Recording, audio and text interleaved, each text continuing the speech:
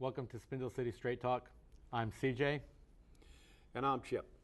And we're here to talk to you as straight as we can with all the truth that we can bring you.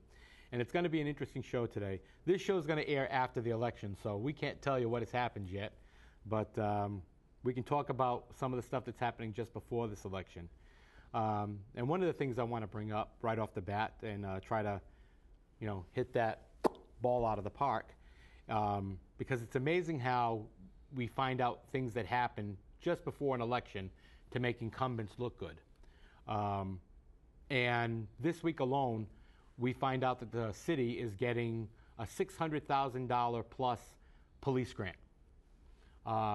And Mike Rodrigues, our state senator, has said that he's worked diligently with another state senator on bringing that money back. Because last year, they had to cut that money going to the city. And, that's wonderful and that's great. That's going to give us some more money. But $600,000 plus is going to give us what, 8, 9 police officers, if that? Chip, what do you think? Well, probably, but again, we get back into the one of the problems in this city that we have begun to subsidize our public safety with state and federal funds rather than using that money to supplement our public safety. Yeah, it's interesting, and I mean, I'm all for supplementing our budget. But you and I have talked about this, and we've talked about it a lot over the past couple of weeks, that, the city's living on the EBT card, for the lack of a better expression.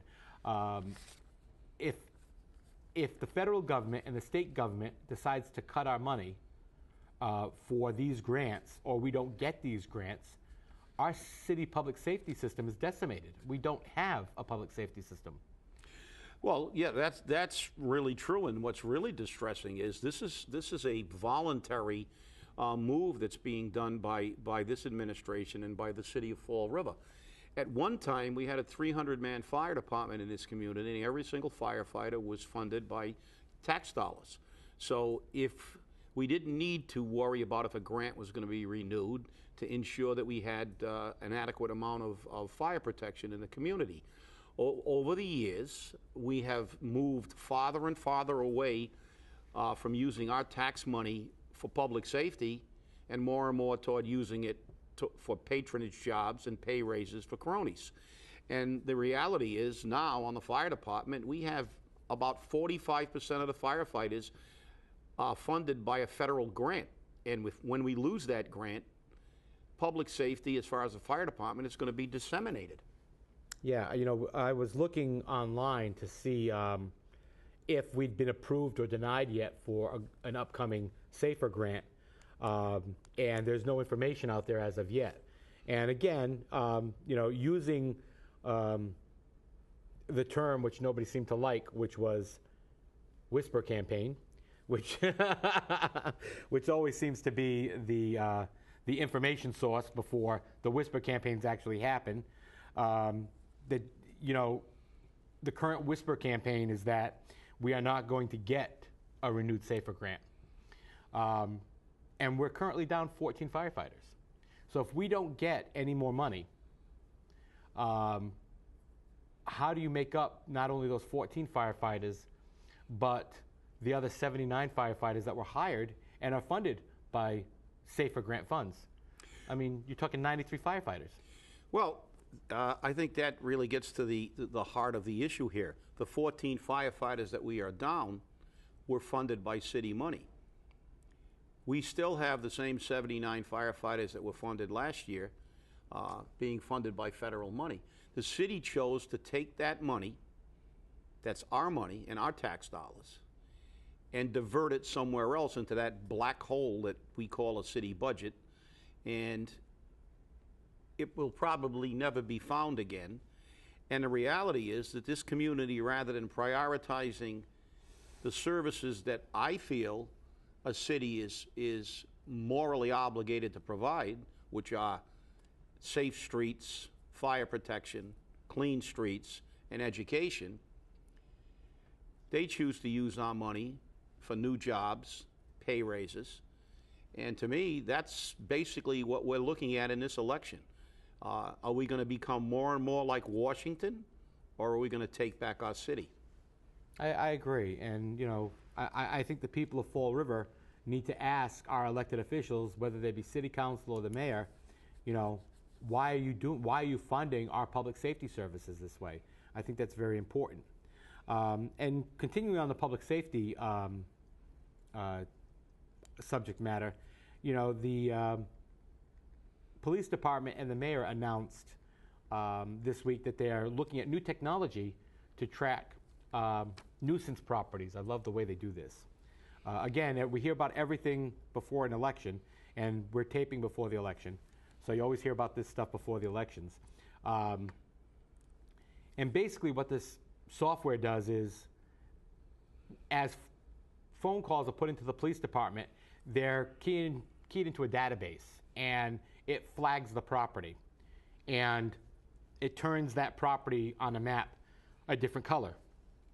And once the color gets to a certain point, whether it be red, orange, yellow, whatever it may be, it starts to create a system where it's a nuisance property.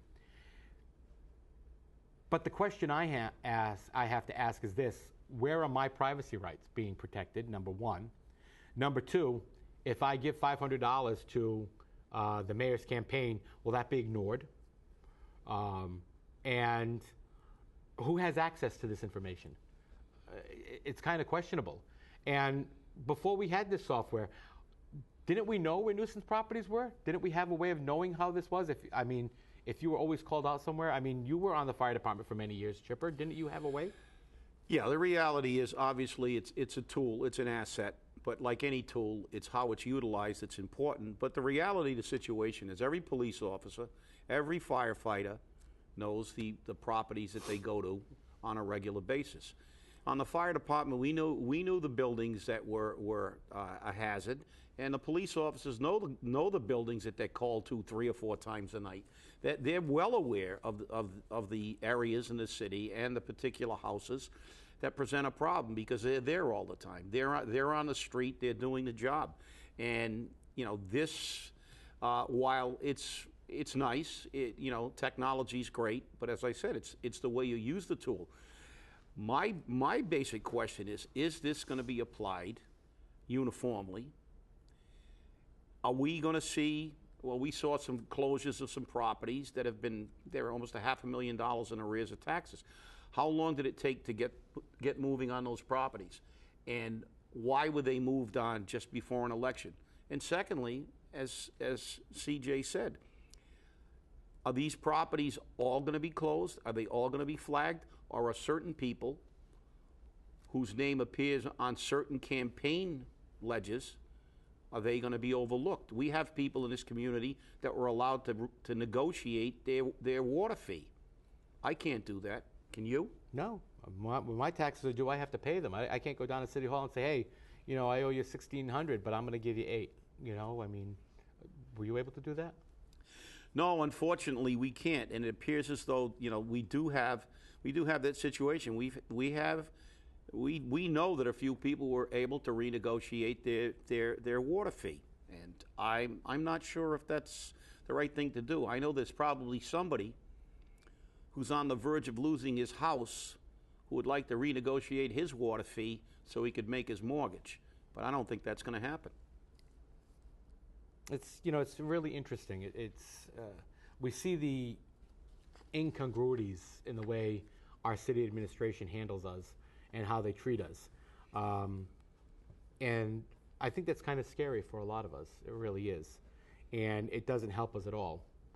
But it is what it is for some people. Oops, I made that phrase. I'm going to have somebody shoot me today. Let's move on a little bit to the schools.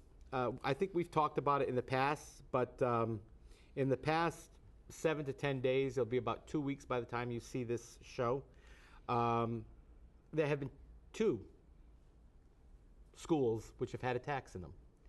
The Morton Middle had arrests made where 4 students were fighting, started a riot, so it was, coined as a phrase.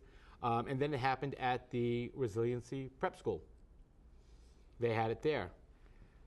The problem I have is what's happening in these schools that we're having these violent outbursts happening right away. I mean, I know that some of these schools are a little overcrowded. I know one of these schools has a reputation of having students that have some difficulty in the school system. But when a school has to call another school to get backup school resource officers to them to help them out, what's going on? What's happening? Well, I think it's another case of we are not proactive, and we don't really look at the full ramifications of everything that we do in this city. And we always talk about government by crisis, and I know the mayor got a little upset when he was called on that, and he said that's not true. But if you're not proactive, things like this happen. The fact is that we closed the Henry Lord School. We moved students from the south end to the north end. Now, these kids are from different neighborhoods. Some of them have gang affiliations. And we understand that once you begin to move people into a new school, there's going to be friction between cliques, and we all know how it is in high school, and we all know how it is in the reality of being teenagers. There's going to be some issues here. Now, did we prepare for that? Apparently not. Did we even anticipate this? I don't think so, because this seems to be, it's going to be another revelation that nobody could expect. But I really don't know how you should not have expected that. And I question how thoroughly they think before they do things like close Henry Lord. It's, and then they had this, they're having this meeting with parents, and they just had one in regards to what do they want to do at the schools. And they held a discussion about do you want a 5 through 8 or a K through 8? One hand of the parents present went up for a 5 through 8 school. Everyone else in the audience, and I'm not sure how many were there, went up with a hand up for a K through 8 or a pre-K through 8 school. Now, that sounds very good. Pre-K through 8 and K through 8 has worked fine in the parochial school system for many, many years. And they haven't had a problem. As a matter of fact, the 8th graders and the 7th graders in those schools actually helped out with the younger children, whether it be at recess or gym or with some studying, to achieve educational goals. And it gave those students a sense of purpose, and it made them feel good. So there was less violence. You don't hear a lot about the police being dispatched to the Holy Trinity School or to St. Michael's or to Espirito Santo or Holy Name. I haven't heard it anyhow.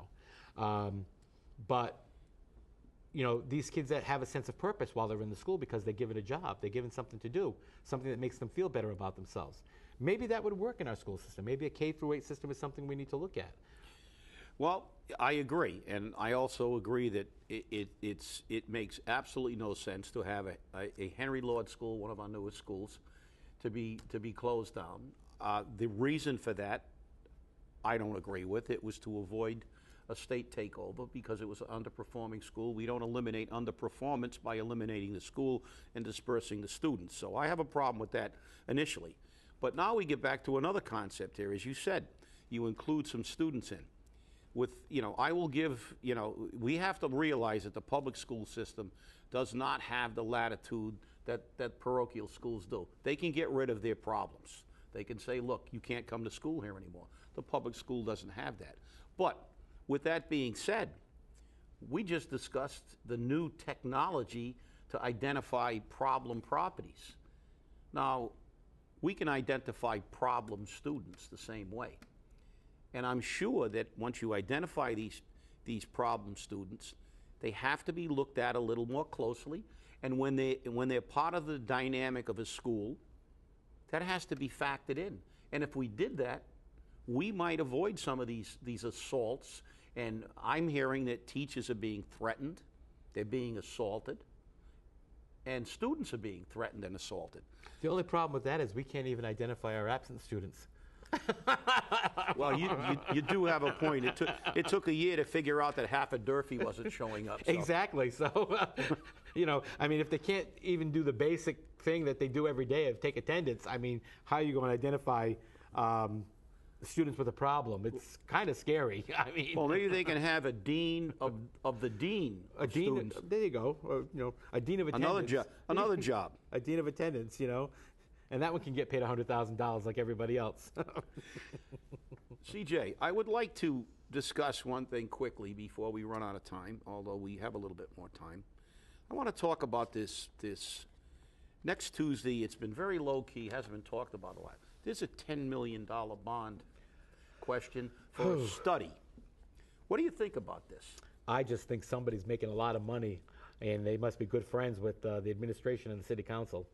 The water department came with the initial budget, said this is the budget, this is what we need. City council said, okay, fine, this is your budget, take it. Then they came back and said, oh, we need more money. We need to raise the base meter fee. Oh, nope, we're not going to do that, we're going to vote no. Well, you voted no, so now we're going to have to lay off people and get fined. Well, we knew that we were going to get fined. We said we were going to get fined. They acted like we never said anything, and as a matter of fact, when we confronted them with it at one of the debates, they all act like, no, nobody said anything about us to that. And now they've taken that away, and then right after they got that approved at a revote, they come back and they say, oh, and by the way, we need $10 million more because we have to do a study to fix flooding in 4 parts of the city, not including Stafford Square, mind you, and we need to put that on the ballot to get that money. Does the water department know where it needs its money from? Well, I know one thing, that the present city government thinks that that bonding is the answer to every problem because we don't have to pay it today. We can pay it over time. So now we have another bond issue. We're nearly $500 million in the hole with bonds already. I don't know when it's going to stop because if we're paying $10 million for a study, for 4 properties, I may add, not for a study of the entire city. This is for 4 properties.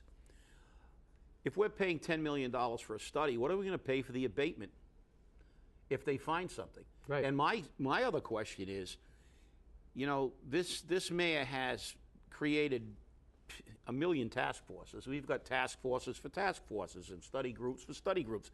Why didn't we go to our congressmen and our senators and our state level officials and try to find some way to have this study funded? We can go and beg for money for necessary things like public safety, which we should be paying with our own money. But in a situation like this, we want to burden the taxpayers and their children and their grandchildren and their grandchildren's grandchildren with a $10 million bond issue to study something. And I think that's absolutely mind-boggling. Well, and also in all fairness, some of that money in that $10 million is going to go for abatement. But you and I both know that they're going to come back and ask for more money for abatement. And it'll be under the $5 million mark so that they can get by without having a vote for that $5 million. Because if they keep it under the $5 million, they don't got to get a vote for it. Well, I understand that some of it's for abatement, but then that begs the question, why? Until you study something and you come up with how you resolve the issue, how can you even estimate what it's going to cost to abate the problem? Well, here's a whisper. So why didn't we just have enough money to cover the study? Well, here's a whisper campaign for you. We already know. We have to pay our friends. Well, when it comes to whisper campaigns, I have to say one thing. It's the only way we get information. I mean, we heard 2 years before former State Representative David Sullivan became the Housing Authority Director that he was going to be the Housing Authority Director. Yes, and that was a whisper campaign. We hear a lot of things via whisper campaigns, and the fact is most of them turn out to be true. We don't have the luxury of getting inside information like the mayor.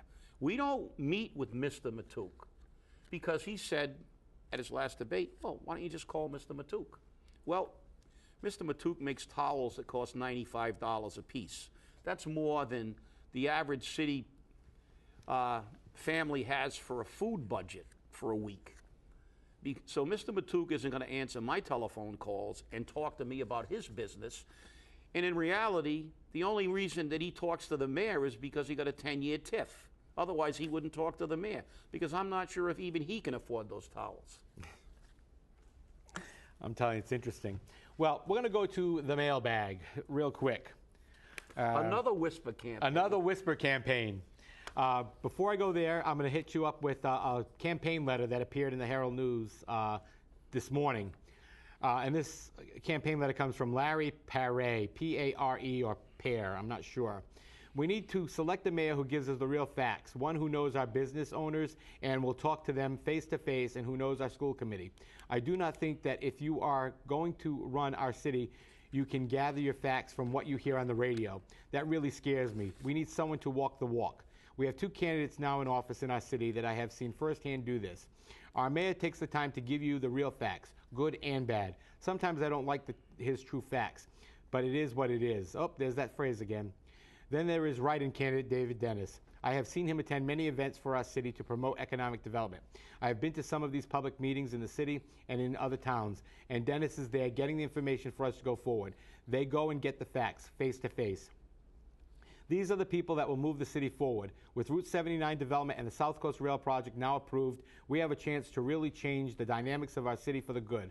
Please vote for and support candidates that take the time and energy to get the real facts by walking the walk for all of us, not like some who get their facts from the radio. Larry Perry, Fall River. Well, Mr. Perry, you need to walk the walk. And I'm sorry to say this to you, but get your head out of the sand or out of somebody's backside. You obviously don't know that the South Coast Rail project hasn't been approved. On October 22nd, Governor Deval Patrick handed the mayor a pile of bull, okay, when he said to the Boston Chamber of Commerce breakfast that the South Coast Rail project would be a lovely thing to have, but we can't finance it. We have no means of financing it. This has been a campaign finance promise for many years. We will see it for many years to come, but we will never see the rail. When people of Fall River begin to call out these politicians on their lies, understand I'm saying lies, then you will understand what the truth is. As for getting your facts from the radio, when you hear Meg Mayo Brown say with your own ears, okay, that Morton Middle School will be a level 4 school, whether that be on the radio or in the auditorium of the Morton Middle School at her staff meeting before the school opens, she has said it. And for her to clarify it on the radio afterwards, saying, well, this is what I mean, doesn't mitigate what she has said. And maybe Mayor Flanagan needs to meet with Meg Mayo Brown and say, what did you say and why did you say it that way? That's what I have to say about that, but a lot of other people had comments to make on that.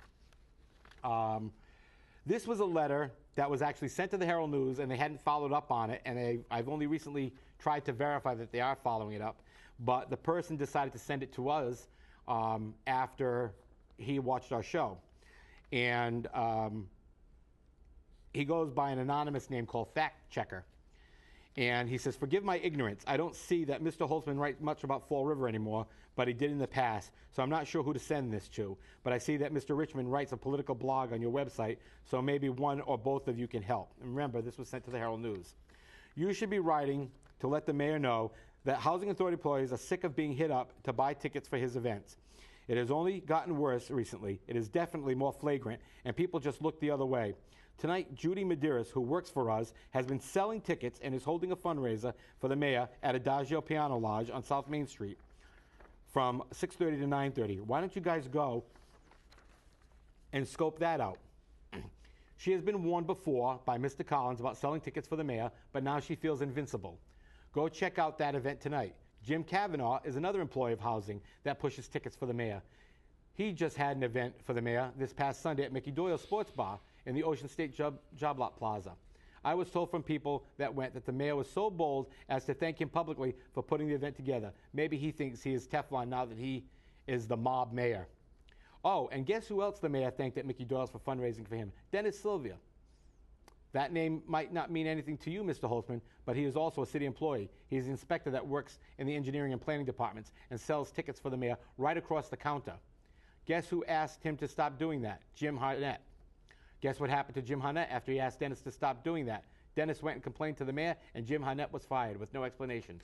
You all thought it was because of Commonwealth Landing or something, but that wasn't it. You're all wet. This nonsense needs to stop. People don't make a lot of money here. They need to be they don't need to be shook down. Shouldn't you guys be someone be reporting on this to the Office of Campaign Finance? Housing employees and city employees aren't supposed to be selling tickets and holding fundraisers. It's against the law. When will it stop? See, this is what happens in Fall River. People are afraid to come forward because they're afraid to be fired. And if I am not mistaken, is this not a violation of the Hatch Act?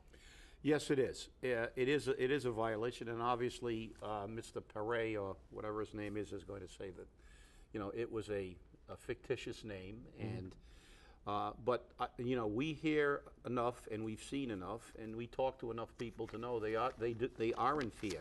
But for Mr. Ferry's information, I will remind him that he talks about walking the walk and knowing your facts. I will remind him that Mayor Flanagan, after his first term, ran for re-election on the platform that he didn't know the facts, that he made a ton of mistakes, and he was going to do better if given a second chance.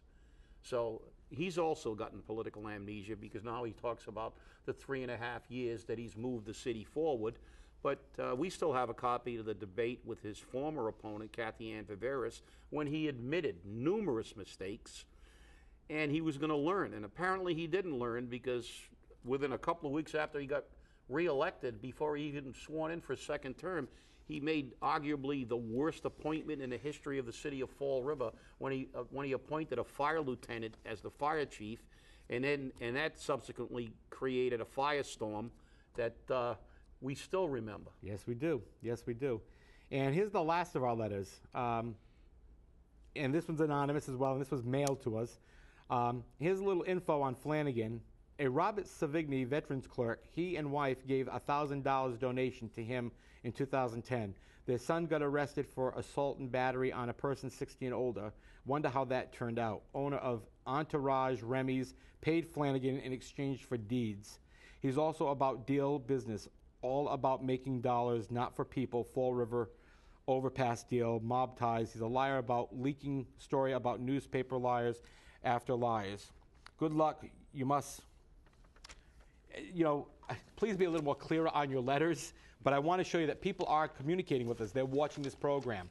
We want you to send us your letters. Email them to us. Call on our phone lines. Drop them off in our mailboxes. Stick them on our cars. We're out there. We're being seen. And we're here to look into whatever you want to be looked into, whatever you want us to investigate. We look into anything that city government is doing. And if you have an issue with city government, let us know. I'll tell you right now, when we walk into a city council meeting, when we walk into government center, the heads turn and people start scattering like rats. Well, we try to do our homework, and we will encourage all of you, even though this show will air after the vote, go out and vote. Don't be a pawn. Thank you for watching, and we look forward to being in your home again next week. Once again, this is Spindle City Straight Talk. Thank you, and have a great day.